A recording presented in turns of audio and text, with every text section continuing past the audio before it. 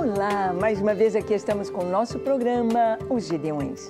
Um programa vindo do coração de Deus, para juntos estudarmos Sua Palavra, lermos a Bíblia, passarmos por versículo e deixarmos Deus falar conosco. Nesta série de programas, estamos estudando sobre intercessores. Estamos vendo como é necessário a Igreja Brasileira despertar para a intercessão, orar pelo país. E vamos buscando estes exemplos, buscando referenciais nas Escrituras para nós. No programa de hoje, o nosso referencial é Esther, a rainha Esther. Esther intercede pelo povo de Israel. Vamos ver o que aconteceu e como ela pôde fazer isto. Ok? Deixe o seu coração aberto para ouvir a voz de Deus, para ser um intercessor pela nossa nação. O programa Os Gideões já começou.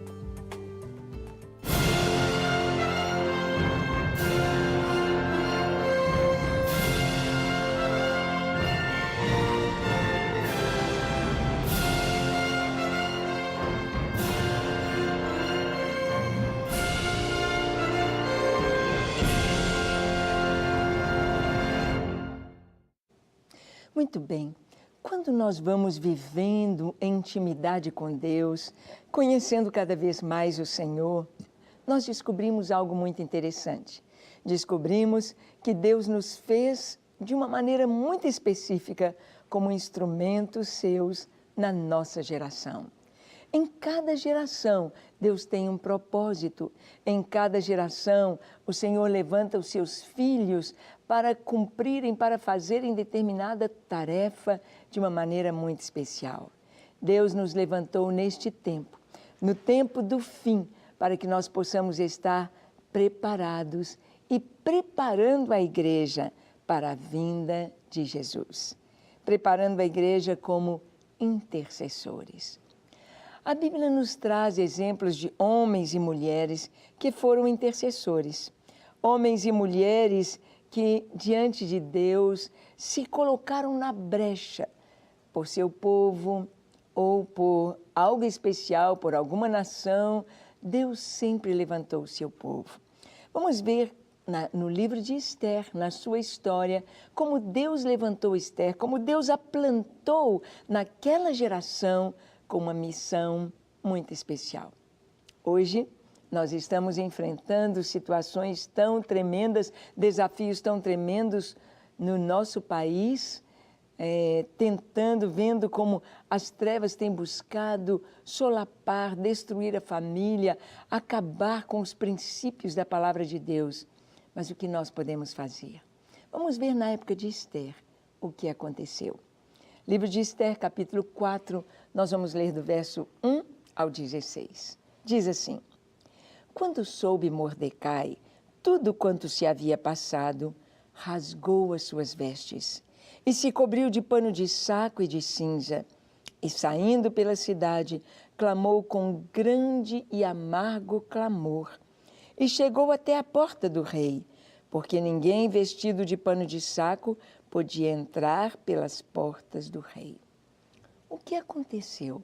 Por que Mordecai, primo de Hadassa ou Esther, porque ele estava tão triste, rasgou as suas vestes, se vestiu de pano de saco, assentou-se sobre cinzas? Por que ele estava assim tão triste? Sabemos que houve um decreto real. Um decreto da parte do rei, orientado por Amã, um homem muito mau, que queria a morte do povo de Israel. Queria acabar com toda a nação. Nós vemos que o que está acontecendo com Israel hoje, como ali o Irã, o Iraque, as nações ao redor de Israel, inimigos de Israel, como gostariam de varrê-lo do mapa, como gostariam que Israel não existisse. Por que Israel incomoda tanto? Na verdade, não é tanto Israel, é o Deus de Israel. Israel simboliza o cuidado de Deus, a veracidade das Escrituras, a realidade da existência de um Deus nos céus, um Deus que se importa, um Deus que vê, um Deus que cuida, um Deus que tem um povo, uma nação, Israel. E aqueles que o buscam vêm fazendo parte deste reino maravilhoso.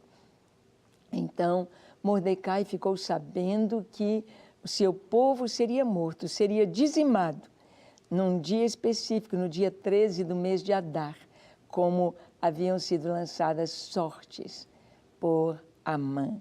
E o texto diz: em todas as províncias onde chegava a palavra do rei e a sua lei, havia entre os judeus grande luto, com jejum e choro e lamentação, e muitos se deitavam em pano de saco e em cinza. Então, aquela notícia de que o povo seria dizimado, seria morto, naquele dia, lançado em sortes no dia 13 do mês de Adar, todo o povo começou a orar. O povo começou a se humilhar diante de Deus, a buscar de Deus a solução para que o povo não fosse destruído. Então, Esther chamou Ataque, um dos eunucos do rei, e este lidera para servir, e lhe ordenou que fosse a Mordecai para saber o que era aquilo e o seu motivo. Esther queria saber por que Mordecai estava vestido de pano de saco. Por que ele não podia entrar no palácio e ter as notícias de Esther? Por que o que estava acontecendo? Saiu, pois, Ataque à praça da cidade para encontrar-se com Mordecai à porta do rei. Mordecai lhe fez saber tudo quanto lhe tinha sucedido, como também a quantia certa da prata que Amã prometera pagar aos tesouros do rei pelo aniquilamento dos judeus. Também lhe deu o traslado do decreto escrito que se publicara em Suzã para os destruir, para que eu mostrasse a Esther e a fizesse saber, a fim de que fosse ter com o rei e lhe pedisse misericórdia, e na sua presença lhe suplicasse pelo povo dela. Mordecai, então, manda uma cópia daquela lei para Esther. Olha, nós fomos vendidos, nós vamos ser saqueados, nós vamos ser mortos, vai haver um genocídio tremendo neste dia. Invadirão as nossas casas, matarão nossas crianças, matarão as mulheres e os homens, os velhos, a todos os judeus. E o que for saqueado irá fazer parte dos tesouros reais.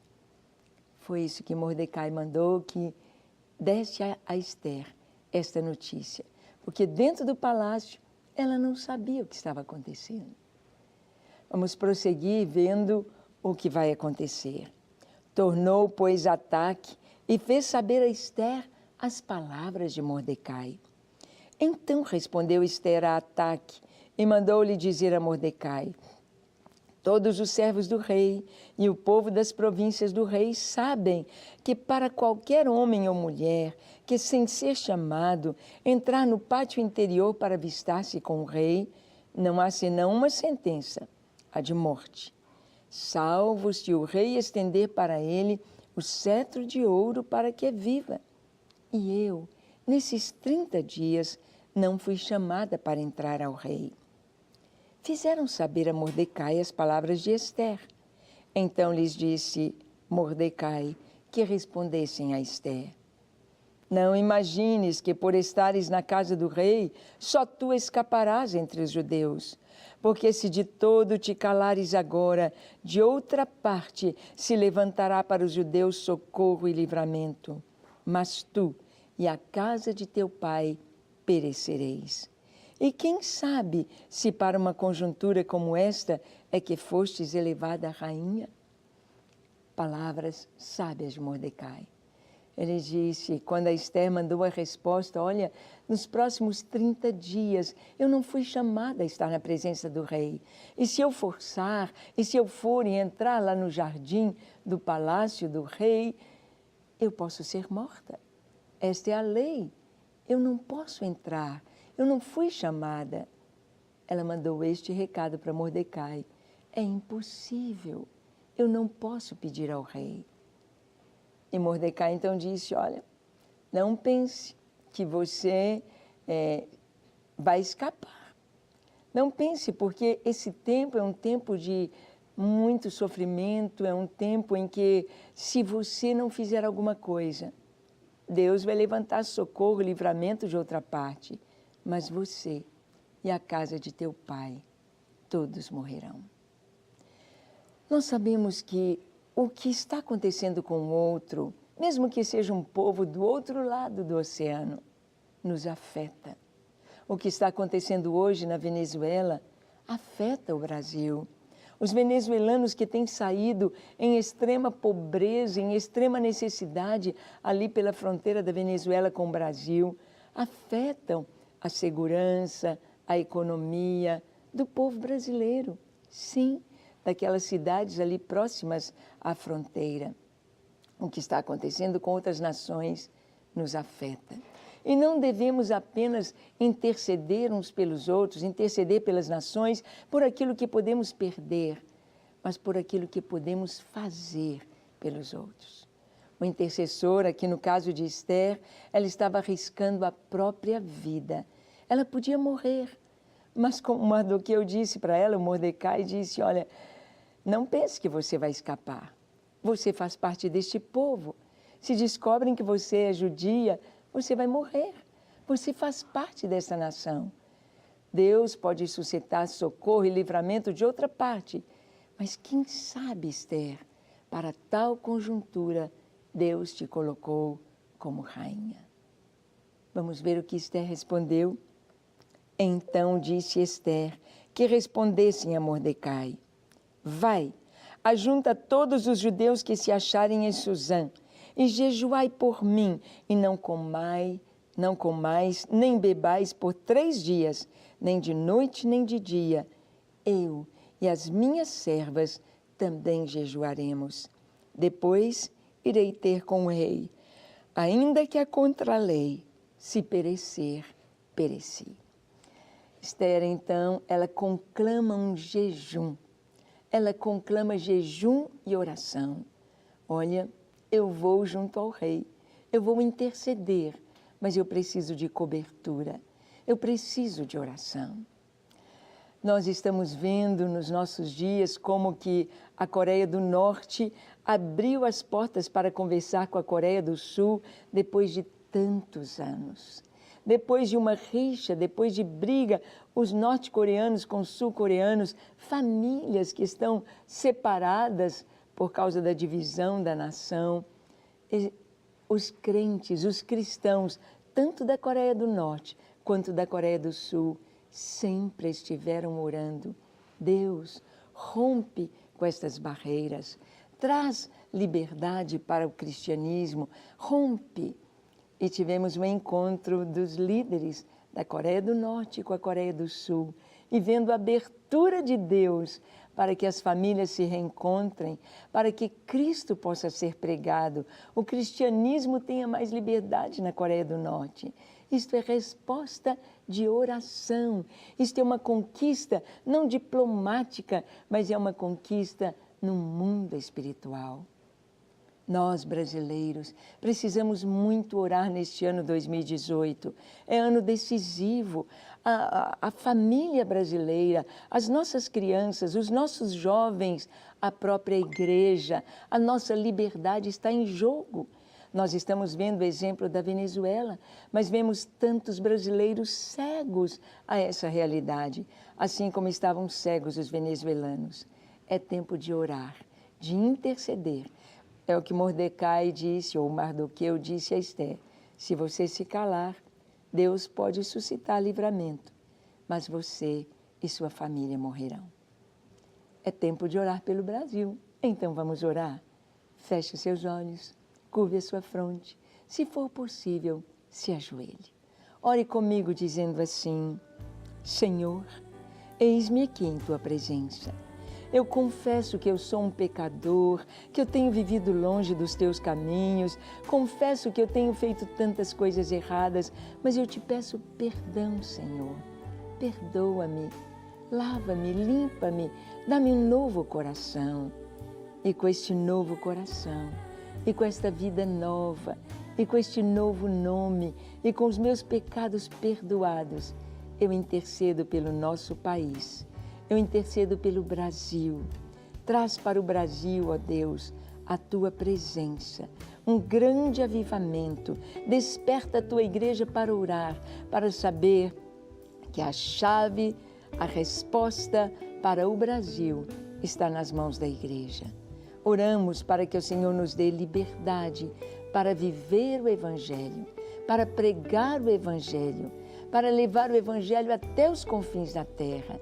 Nos dê ordem, progresso, prosperidade, economia forte para sermos missionários, para cumprirmos o Teu propósito enquanto existirmos. Dá-nos um governo justo, com homens íntegros, homens e mulheres íntegros, verdadeiramente cristãos. Que o nosso país seja verdadeiramente cristão e possa seguir honrando ao Senhor e experimentando bênçãos e vitórias. No nome de Jesus oramos. Amém, amém e amém. Graças a Deus. É isso aí. Precisamos orar, crer, confiar, entregar o nosso país nas mãos do Senhor. Que Deus te abençoe ricamente, que você tenha um entendimento deste tempo que vivemos e possa ser um intercessor. Até o nosso próximo programa, quando aqui estaremos compartilhando a Palavra de Deus aqui na Rede Super. Até lá!